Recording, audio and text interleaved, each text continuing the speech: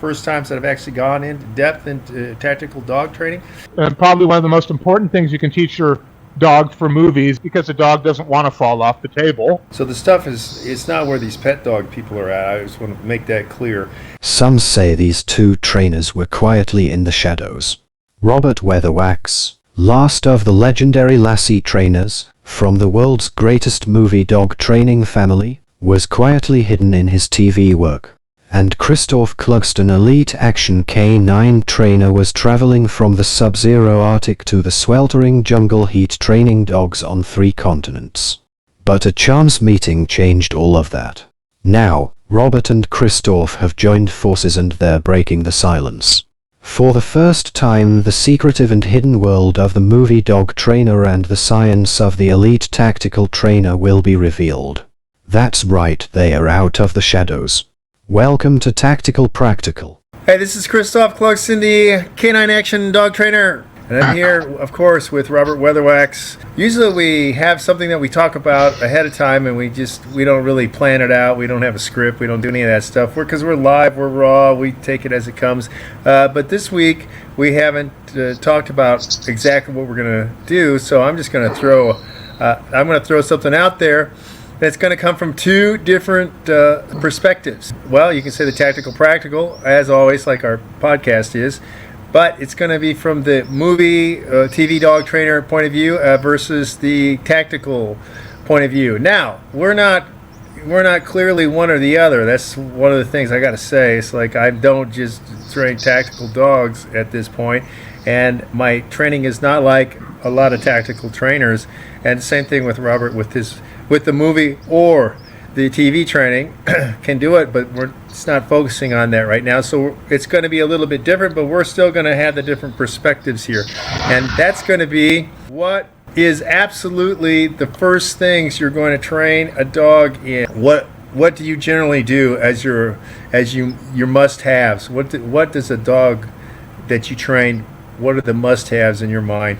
I want to get them comfortable being in the surroundings, but not feeding on me, not needing me to feel secure, or their owners for that matter, or anyone.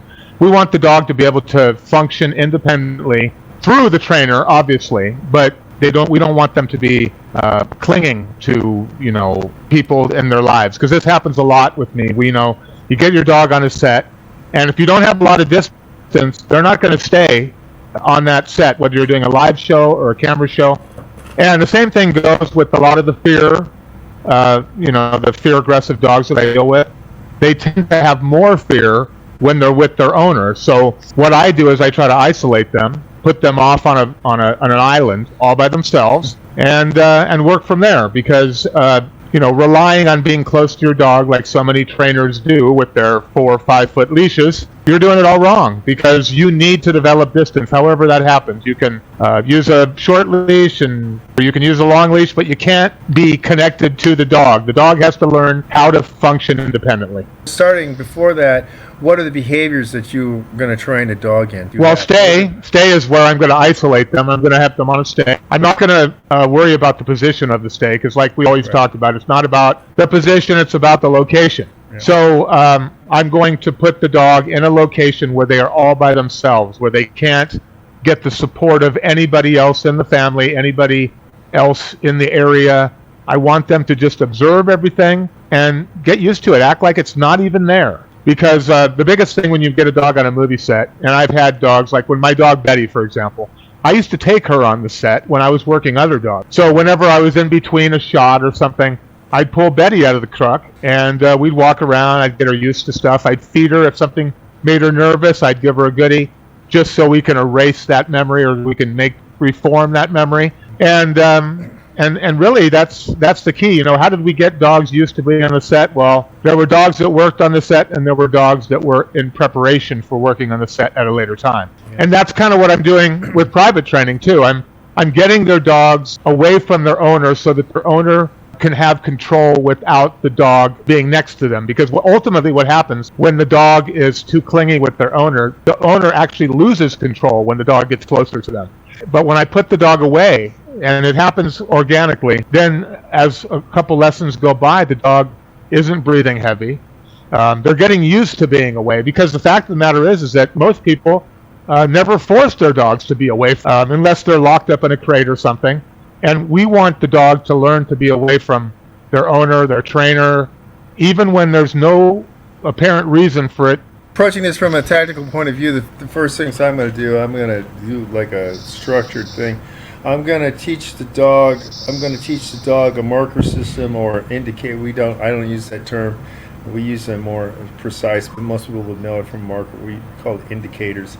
I teach the dog indicators, which tell him or her that they're doing the right thing, and also I'm going to have one for when they're not doing the right thing. So that's the first thing I'm going to do. Then I'm going to progress right from that. After I get that, I'm going to move that getting onto a platform or a pedestal, which is is also like the prerequisite to decreasing to what would be a marker. But it's pedestal platforms and stuff are larger, and I'm going to use that because that starts teaching skills that I can use later on, like send outs and send tos, and getting the dog to work away from me, which is what we're talking about. Because all of this is done off leash. Tactical dogs nowadays are not trained on leash to begin with. Not the modern high-tech guys. They're not doing that. So those are the first things I'm going to do. I will do a sit and a down on the platform. I'm giving out secrets here, people. There are several different methods I can use to do that. That's one of the things, having a repertoire of different technologies to do that. I'm going to try luring or guiding the dog. It's really what it is. Guiding the dog, that's the first thing I'm going to try. If that doesn't work, I have other methods I'm going to use. Those are the first things I'm going to do, and I'm also going to work with, this is all done with hand signals, arm signals. I'm not using voice at this point in time whatsoever, because as a tactical trainer, if you have to work where there's gunfire, loud noises, think of World War I when they had constant bombardment. This is why it started, because of artillery that drove people crazy. That was the etymology of the shell-shocked, which now we call PTSD, but it was shell-shocked in World War I. This stuff was so loud, kept going like 23 hours a day of shelling, and the dogs suffered also from this, but you can't give voice commands when this stuff is going off. Also, if you're in Vietnam using tactical dogs from different military eras, you could not be talking in the jungle to the dog. It gives away your location. So you're using tactile. I also use tactile signals and arm body signals, which dogs respond to faster, and it's much faster to train them that way than the voice. It's one of the things pet dog trainers make a huge mistake on. But those are the things I'm going to train first. What the parallels here are that we're both trying to work to get the dog at a distance from us, because I can't use a tactical dog that can only be 3 or 4 feet from me. That's not going to work. That's regardless of whether that's a tracking, trailing dog, or that's a narcotics, a bomb dog, or if that's a sentry patrol dog, or a scout dog. Scout dogs that have to go out front too. All of these things, the dog has to work independently, and the dog has to know what he's doing is correct. So those are the first. I'm going to instill that stuff at the very beginning with the platforms, with the send outs, and the starting of the recall. The tactical recall also starts from that. And this is a location. Once again, it's all about location for us, not positions. I don't care really if the dog is on the platform, sitting, standing, or down. I do not care at that point in time.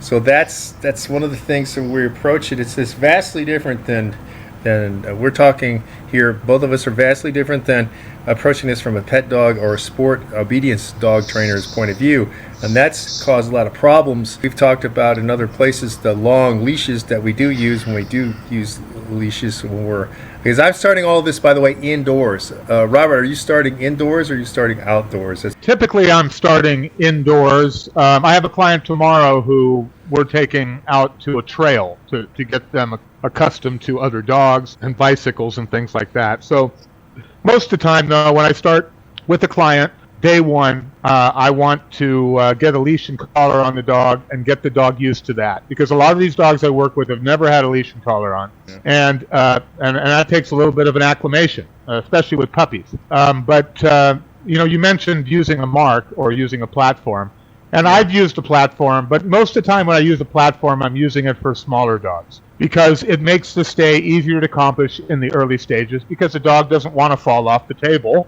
right? So you put the dog on a table, on a rock, on a chair.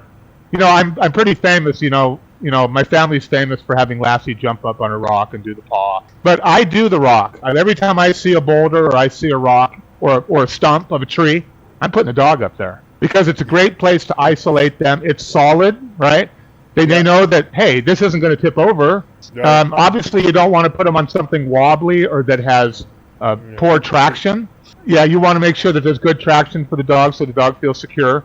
But like you say, you might put a large dog on a rock or on a hill, like a overlooking mountain or anything, or the edge of a pond or whatever. You can use anything that's out there. We just use the landmarks to your advantage. Find a landmark. See, when I use big dogs, I typically use a rug, or I use the kitchen so they can't go in the living room, or I use the living room where they can't go in the kitchen. But when I'm going outside, I'm using a patch of grass, or I'm using the driveway, or I'm using the curb. Now, when I have a smaller dog, the only reason I put them up is so I don't have to bend over them all the time. Right. Because if I have a Yorkie or a Chihuahua and I'm coming over the top of them, it's intimidating. It is really intimidating. And for things like head down, I want the dog to be able to pull the dog's head down, not push it, right? Yeah. So by being over the top of the dog, you have to push it. You don't really have a choice unless you get down on the ground with the dog, which I often do, right? A lot of times I'll get down on my knees and I'll work with the dog that way. But I think it's much easier, and think about your back too, because it's easier on your back if you have a small dog and you put him up on a platform. So I'm looking at whatever the dog needs. I don't need to put a large dog on a raised surface, a mark. But I can, right? I can. But with small dogs, I use it a lot more because it kind of gives them the size to feel where the trainer and everything around them is less intimidating. Right. But I'm going to explain to people some things, as I really haven't gone into the tactical dogs really in depth at all on the podcast so far, so I'm going to go into it a little bit. Well, there are many reasons why to use a platform and pedestal, because one of the things is tactical dogs have to be able to get up on things, and you got to lose the fear of them doing that. Some dogs do have a fear of getting up on things, and we're talking some of these platforms I'm using most of them are 2 feet or so off the ground, and it makes it very clear because that's very defined. One of the things that Robert's talking about, the small dog, applies to a large dog too, because the area is defined. It's a specific location. There it is, people. Location. It's a specific location. The dog can find it. It's tactile. Dogs work very well off of tactile because the surface, like Robert's saying, as long as you're not trying to use slippery stainless steel or something as a surface, it's very clear to the dog. The dog will learn that and remember that much faster than some nebulous abstract idea that keeps changing. Because if you're using this location as a training, because some people will use it and they actually have a table. They call it a table because it's bigger than any mark. It's a table, and they'll use this for gun dogs, and they also use it for tactical dogs. And they'll train the dog on the table because the table, it signifies that the dog is he's in a learning phase, and this is where you're going to learn different things. And from that, I want to be able to get the dog used to different surfaces, because for a tactical dog, they can't be freaked out by walking across tile or that corrugated sort of metal stuff like that's on stairwells and stairways and stuff like that. That can freak out a lot of dogs. So you have to get surface changes are one of the things that you have to work on with the tactical dogs when they're young, or test them to see if they have a problem with it, because some dogs do. And so this is one of the reasons to get on platforms, to get them on that. And plus, it makes it easier for me to start when I want to teach them to climb a ladder. It also makes it easier for me to start teaching them to jump, come in through the windows on the car. As a tactical trainer, depending on what you're doing, you may have to have the dog go through the window into the car to get the guy. So if you start training this as a skill that's pretty common to the dog, it's not a problem later on. It's just adding little things, and this is the whole point. Everything's a sequence, everything's a chain, everything adds on itself, everything builds upon itself, and that's one of the things I think that you see is in common with the movie TV approach and and I'm talking high speed tactical trainers. I'm not talking about anybody who just calls himself a tactical trainer. I'm talking about the elite level guys who are doing the training. This is what the dogs are doing. This is what the trainers are doing now. This is one of the things, right, Robert? For you, it's everything is it's a part of a chain. I mean, you're starting links. Absolutely. And the surface, you always have to be aware of the surface, no matter what you're doing. Whether you're just doing a lie down stay, sit stay, standing stay, whatever stay you're doing, obviously the dog needs to feel secure wherever it is. And like you mentioned, I want to get them used to different surfaces. A big one is like manhole covers and storm drains.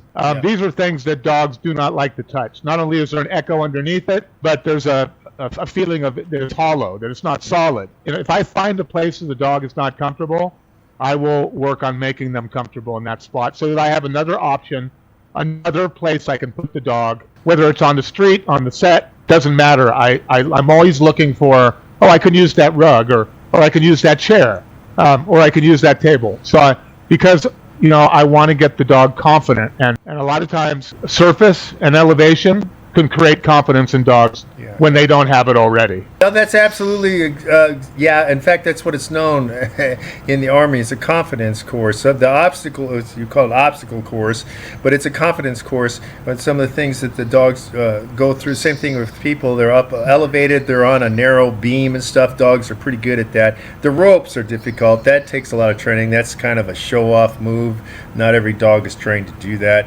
Anyway, so yeah, you're going to do that. Climbing up the ladders, going up the A-frame things, jumping through stuff. All this is confidence. Now, I'll give people a little freebie here, another freebie. You're getting a lot of freebie stuff here.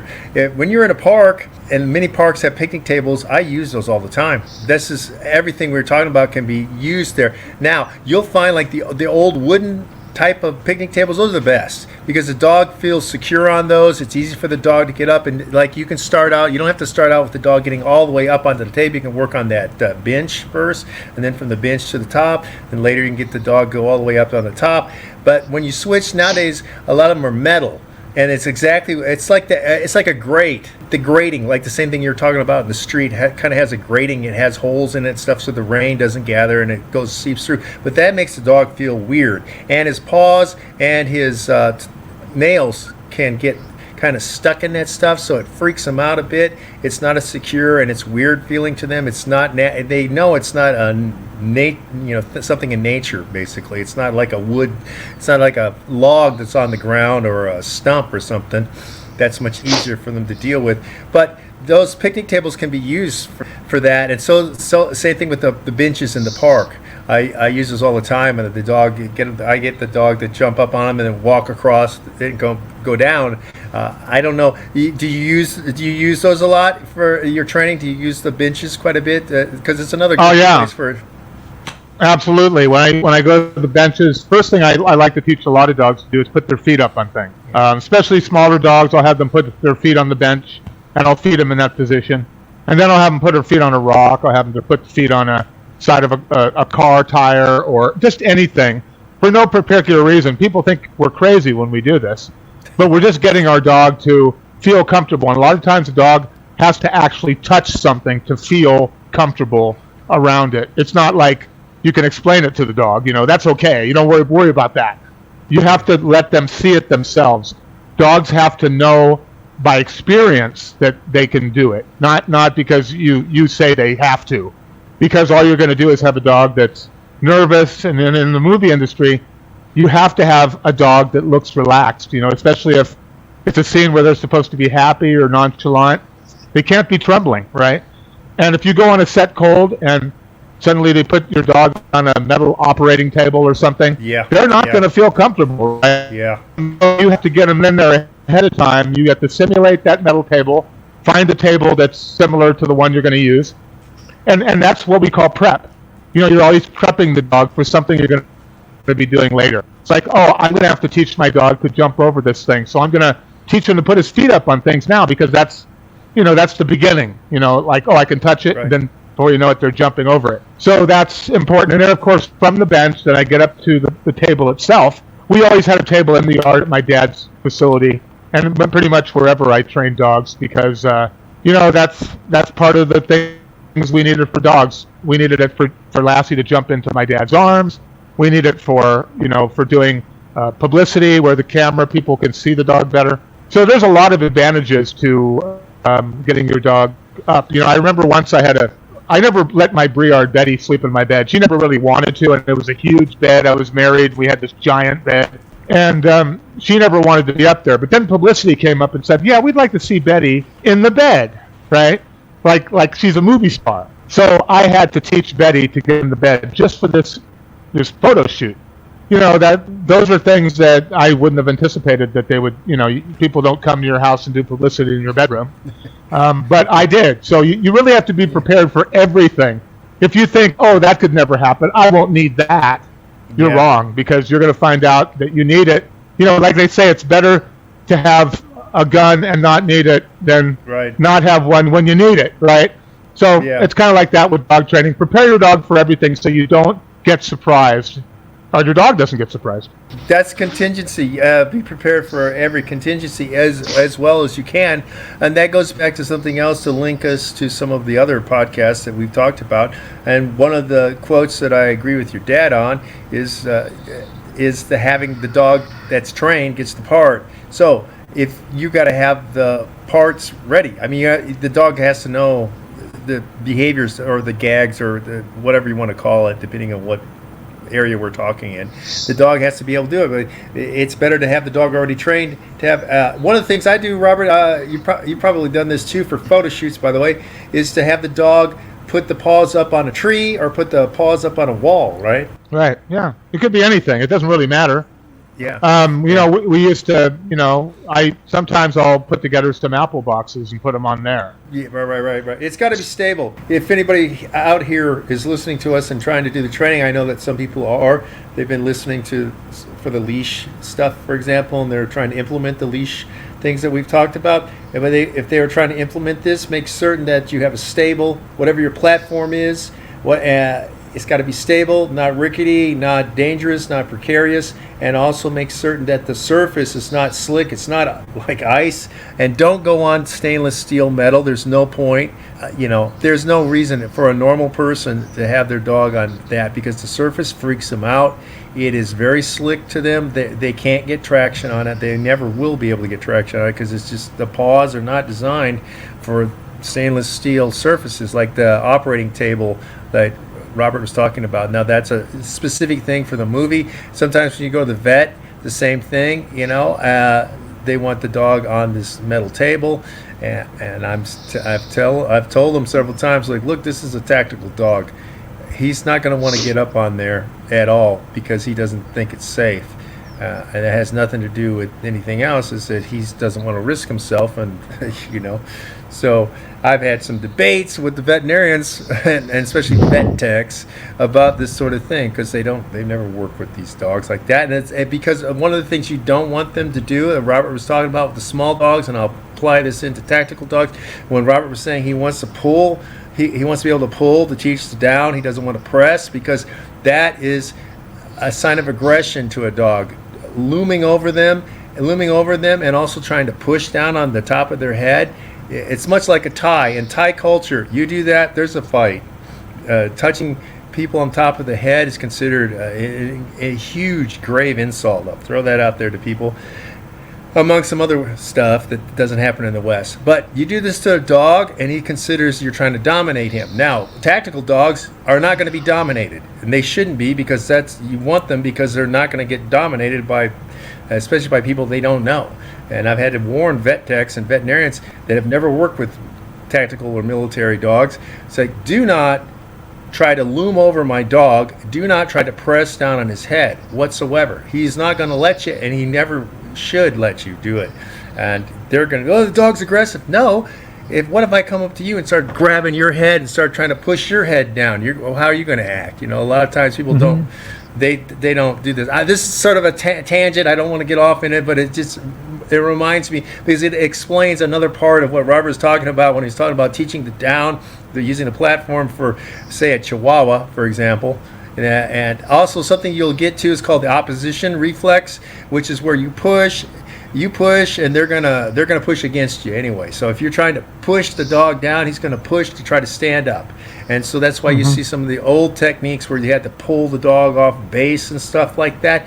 Well, there's other ways. There's other ways around that. It's just what I want to say, that everything we're talking about, it's linked to other things. It's not, we don't just do it because we think it sounds cool or that it's interesting to us. It's because it's practical and it's tactical. To go back to our whole idea for the podcast. And anyway, so so Robert, these are things you're going to do now. What if you have a dog? Though I'm not talking about you're just working with the dog for a short period of time, that you're trying to rush and do a specific job. Say that you're training a dog that you're going to use for years as a film dog, a movie dog, print media dog. What are you going to do next after you've got these first things down? Where do you concentrate your time on? What do you concentrate on? I mean, it really just depends on the dog itself, because every dog has a different skill set. So if I'm looking at a big dog, I think you mentioned that, it doesn't make sense to have big dogs doing little dog tricks. And that's kind of the case with, Lassie doing rollover, for example. It's there was really no need for a big dog to do a rollover. And if I did teach a dog rollover, I'd have to be very aware of the surface that I'm using. It has to be soft so it doesn't screw up their back or their hips. With a small dog, that's fine. I can teach acrobatic tricks. I can teach them to dance. I can teach them to crawl. But what I'm really looking at, when I was working in movies, I thought, what would they want a German Shepherd to do, right? I have a German Shepherd, for example. I'm working a German Shepherd. They're going to want a dog to do a hit. They're going to want to do a retrieve. So I'm thinking about all the things that they would want a German Shepherd to do. Now, it's very rare that you're going to have a little dog being a service dog to somebody, right? But I did have a Jack Russell that was a service dog to an older lady that when I was back in Los Angeles. And, picking up the remote and picking up the glasses and the phone, that's easy for the dog. I just had to teach them to get used to the surface. Just like when you're walking on a foreign surface, it's the same thing when you're picking up something that has a foreign surface on it. But I eventually got this dog to pick up a cane that was 3 times as long as the dog, because the dog learned how to pick it up and carry it horizontally like this, with his mouth here, and then the cane on each side, so that he could bring the cane to the lady so that she could use it to get wherever she needed to go when she wasn't close enough to the cane. Another thing you need to keep in mind, too, is a lot of what we did in film involved dogs going from A to B.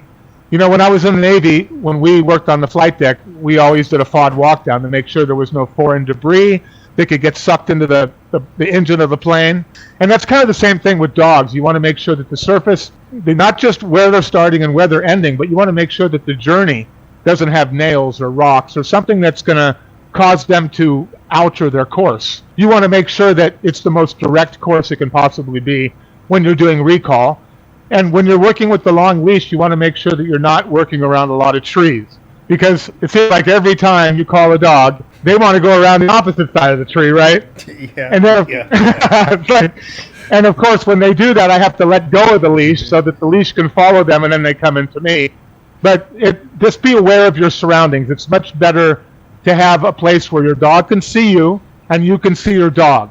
Don't put them in a place where vision is obstructed. Don't put your dog in a place where there's sun behind your head, because they're going to be looking at your face and all they're going to see is a lunar eclipse, a solar eclipse around your head. And by the same token, you don't want the dog facing the sun either. So you want to make sure that you're aware of where the sun is, you're aware of the temperature of the ground, you're aware of the surface, and you're also aware of anything that your dog might freak out on. I've been walking down the street and seen dogs freak out on a porcelain cat, right? There's no reason for that. But once I discover that, guess what they're going to be hanging out with? A porcelain cat. So, find the things that your dog doesn't really like and teach them to like it. And it's not mean you have to force anything. You just move them in. You move them closer, a little closer, a little closer. Before you know it, they're like hugging that thing that they hated so much. And, you have to think of everything incrementally. You can't go from elementary school to college. You have to do it in a way that's understandable to the dog. Once the dog learns how to lie down, they can put their head down. Once they learn how to put their head down, they can learn on your side.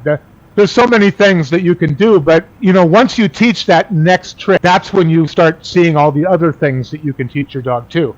It's like, wow, I taught this dog to lie down, but I can teach him crawl, and I can teach him, roll over if you want to on a small dog.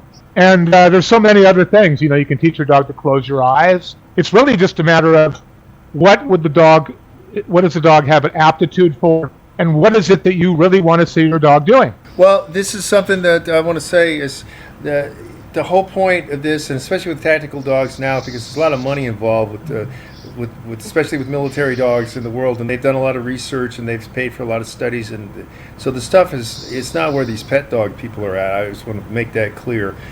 And so you have a structured, sequential, systematic approach to the dog. Now, not everybody's starting out the same. Not everybody's doing this in the same order like I'm doing it. I'm different because for one, I'm not in a doctrine. As in the military, there's a doctrine you'd have to follow for most of the training. But I don't have to do that.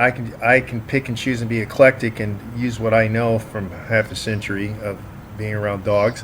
So one of the things that Robert mentioned, and I want to ask him where he does this, because this is something that's a necessary skill, and it's a building skill, because he just talked about it when he was talking about the Jack Russell. Where do you teach?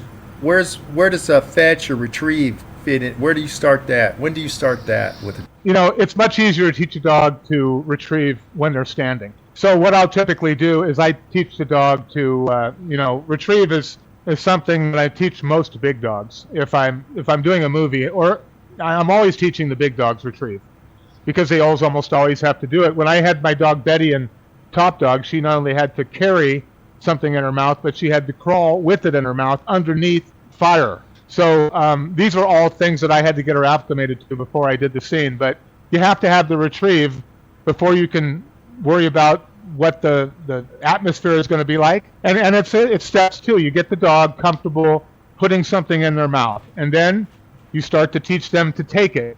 And then once they're taking it from a short distance, I'll typically set up maybe 2 chairs and have maybe a rolled up newspaper at eye level for the dog, so I can lead the dog into that and pick up the item at eye level. All I want them to do is open their mouth, pick it up, and then of course, we can get into retrieve on another day. But retrieve is very important, and probably one of the most important things you can teach your dog for movies, because they almost always are going to ask for a dog to do that, because that's what dogs do in real life. They pick up stuff. They pick up balls. They pick up newspapers. They pick up everything.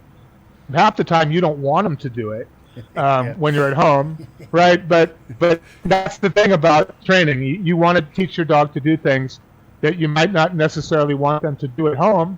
You don't want them putting their feet on the dinner table when you're eating, but you do want them to put their feet on something so that they can build their confidence. And that's really what it's all about. It's about building the dog into giving them self-esteem. And self-esteem, as I mentioned, is not given to a dog. It is earned themselves by doing things that they've never done before. Right. And let me throw this in there before I forget about it. I was watching a movie. It was a war movie. This was like a B-level movie, or But there's a lot of times you find dog work nowadays in B-level movies.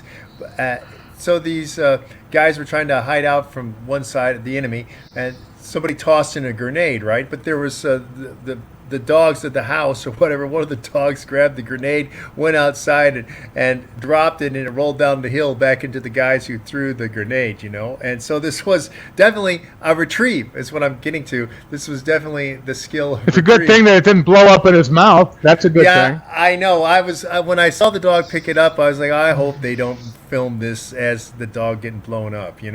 That was right. you know what I'm saying? Because I'm like, I hate this crap when they're anyway. So the dog grabs it, and it's one of those Chi-Com grenades, the ones that are circular, and so he grabs it and it takes it, and outside it's kind of slightly downhill, and he goes outside and drops it, and it rolls down back into the guys who threw it, which I thought was a pretty good scene.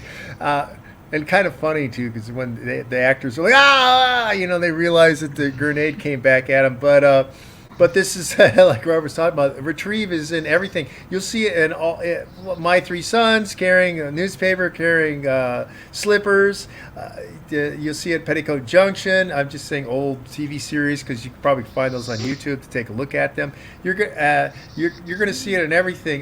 You see it in some things like in I don't know Marley, Marley and Me. Marley and Me. Mm-hmm. Yeah. Yeah, I think he's carrying a leash and stuff like that, and that's all part of the retrieve. It's all part of the retrieve.